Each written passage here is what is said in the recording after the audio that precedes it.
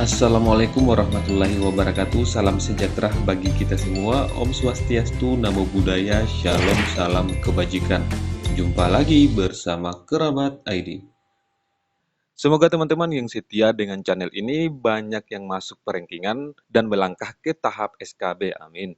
Dan bagi teman-teman yang belum beruntung pada seleksi CPNS tahun ini, jangan berkecil hati karena masih banyak jalan menuju sukses lainnya. Semoga teman-teman semua selalu dimudahkan di tiap langkahnya dalam meraih kesuksesan dalam hidup. Amin. Biasanya di masa persiapan seperti ini, banyak teman-teman yang bertanya dan mencari-cari informasi tentang seperti apa sih soal SKB itu. Oke, untuk teman-teman perawat yang ganteng-ganteng dan cantik-cantik, pada video kali ini kita akan membahas soal SKB perawat berdasarkan FR dari peserta yang telah lulus pada seleksi CPNS tahun lalu. Tidak perlu lagi berlama-lama, ini dia contoh soal SKB keperawatan beserta pembahasannya. Let's go!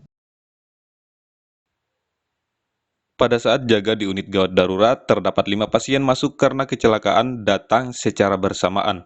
Pasien pertama berteriak-teriak dan perdarahan di tungkai. Pasien kedua tampak diam, perdarahan di kepala. Pasien ketiga mengeluh nyeri dada sejak 2 jam yang lalu. Pasien keempat mengeluh sesak berat dan nampak gelisah. Dan pasien kelima mengalami fraktur terbuka pada kaki kanan. Pasien yang harus diprioritaskan dan ditolong terlebih dahulu adalah bla bla bla. Oke, dari bacaan soal kita dapatkan data 5 pasien ya teman-teman. Pasien pertama berteriak-teriak dan perdarahan di tungkai. Pasien kedua tampak diam, perdarahan di kepala. Pasien ketiga mengeluh nyeri dada sejak 2 jam yang lalu. Pasien keempat mengeluh sesak berat dan nampak gelisah. Dan pasien kelima mengalami fraktur terbuka pada kaki kanan.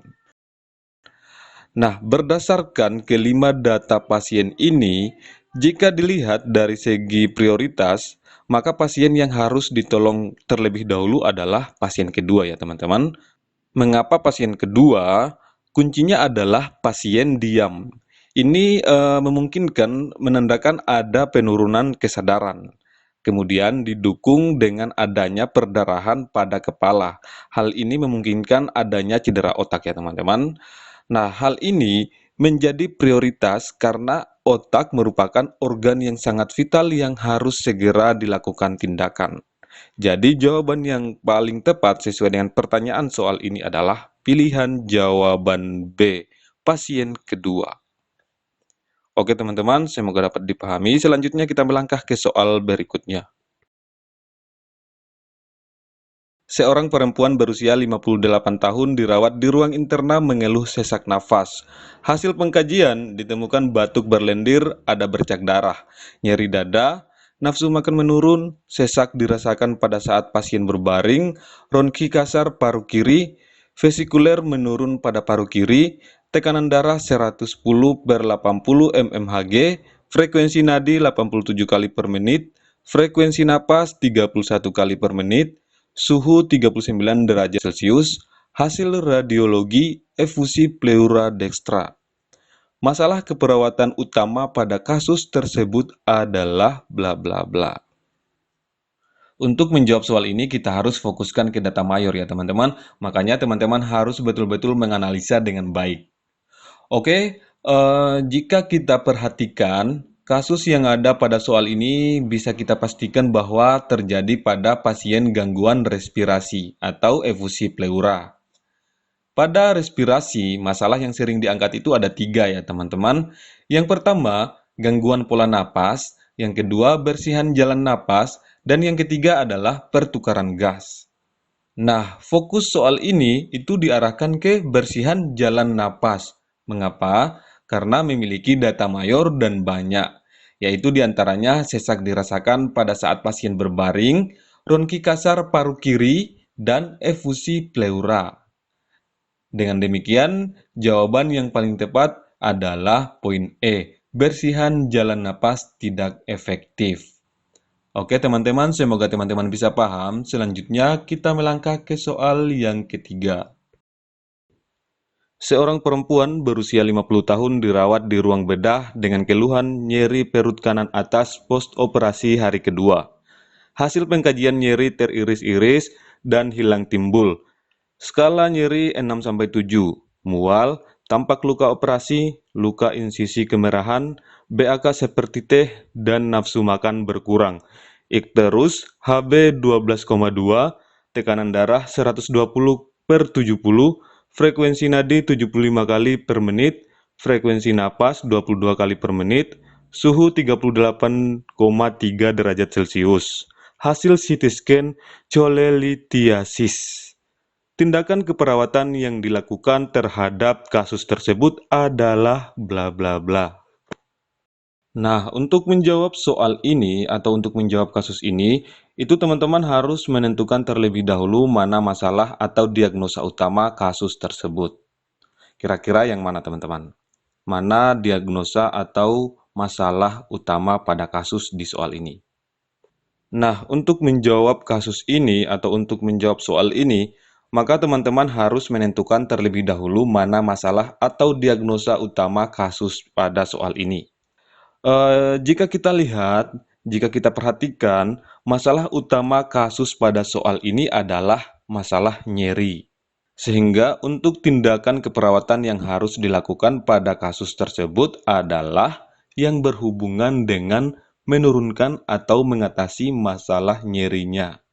Nah, dari semua pilihan jawaban yang tersedia, hanya ada satu ya teman-teman ya, yaitu poin B, lakukan manajemen nyeri. Pilihan ini juga sebenarnya belum spesifik ya, apakah ini merupakan tindakan dengan non-farmakologi atau dengan farmakologi.